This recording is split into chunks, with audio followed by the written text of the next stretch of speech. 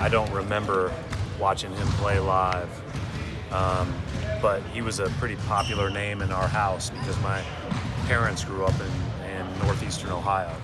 And so, my parents were in middle school when Ohio State won the national championship in basketball, and then followed him closely, obviously.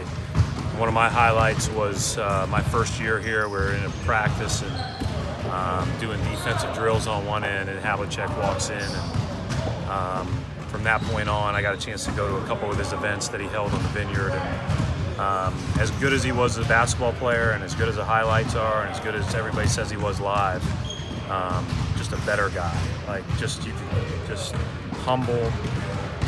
You would have never known he was a Hall of Famer and an all-time Celtic. He was just a proud granddad and dad and husband, and just a really good human being. Sad stuff. Just imagine he was, the leading scorer despite Larry Bird, despite Paul Pierce, and he played in that era. It's amazing. No three-pointer. Well, again, the basketball stuff's the basketball stuff. Like, he deserves all the credit, praise, and adulation that he can get for that, but he's a better guy.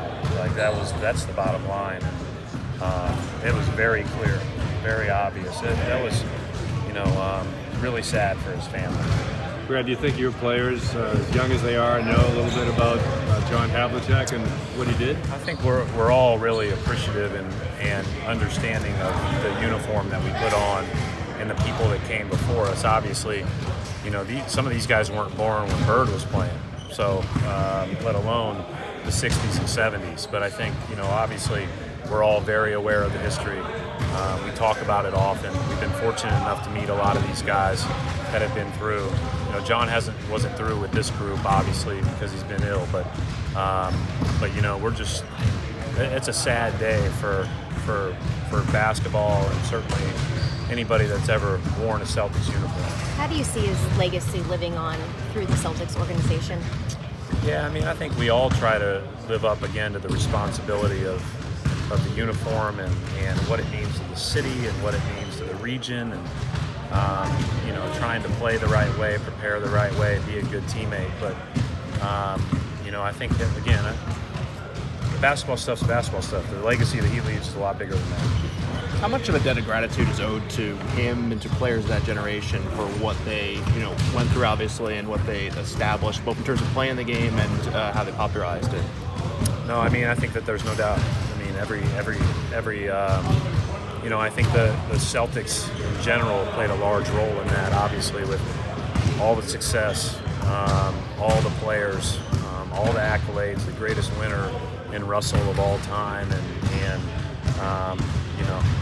probably a bunch of guys that are right next to him on that list. And so, again, it's pretty special to get a chance to put this uniform on. There was a report saying that you guys will wear Hondo or 17 on uniforms for the rest of the playoffs. Is that true? I don't know what the uniform plan is. I know we've been talking about it. We all want to make sure we honor them appropriately.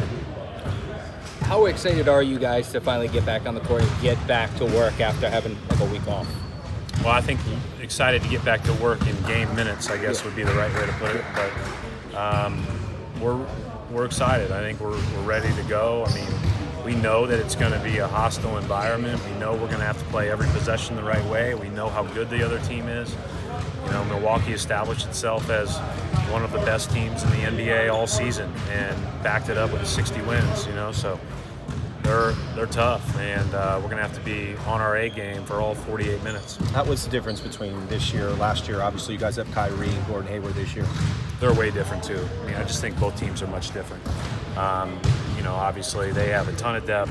They play differently, really well spaced around Giannis and Bledsoe, and their drivers. Makes it really tough with all the shooting they have, both in their starting lineup and off the bench. How much does a week affect your competitive edge? Obviously, they had a week off. We talked about that today. It can't. On Sunday, 1 week after playing on Sunday, you better be ready to roll from the opening tip, because we've been in Milwaukee for a playoff game.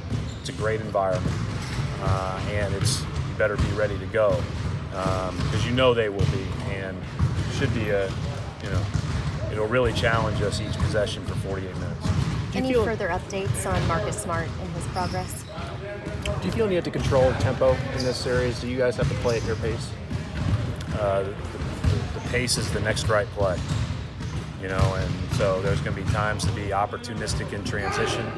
There's going to be times where you have to pull it out and decide that you need to search for a better shot, but you cannot play haphazard because haphazard possessions, turnovers, we turned it over too much against Indiana, and bad decisions at the rim when you get blocked lead to points on the other end, and they happen quickly and in less steps than the rest of us can achieve.